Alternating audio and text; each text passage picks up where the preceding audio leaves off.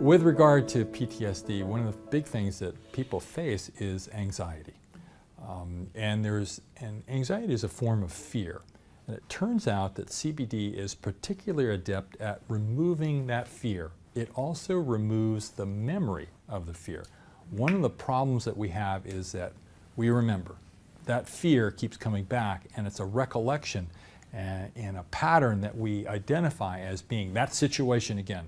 And so that fear is stimulated, cortisol goes up, and you have a number of these physiologic responses.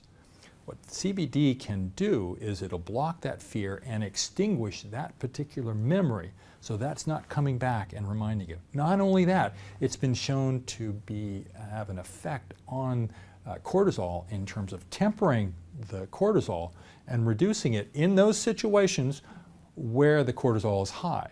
In other situations where the cortisol is low, it's been able to bring up that cortisol to a normal level. So one of those adaptogen characteristics that goes along with it. You're getting improved sleep also with the cannabidiol, so that should be helpful. And you get an overall anti-anxiety effect. A lot of the problems with PTSD can be depression. And one of the problems that we recognize is actually inflammation is one of the key factors in depression. And if we can relieve that inflammation, and it's been shown using non-steroidal anti-inflammatories that that's very helpful for depression. Now, if you're using cannabidiol, and that is superb because you're getting the anti-inflammatory effects, and it crosses the blood-brain barrier, so you are getting the effects really right on the brain. And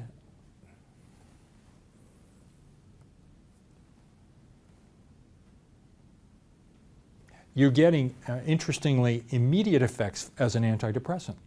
So it is interacting with the neurotransmitters at the nerve synapses and in the brain. So you're getting an immediate effect as well as this anti-inflammatory effect that comes a little bit later in terms of calming things down.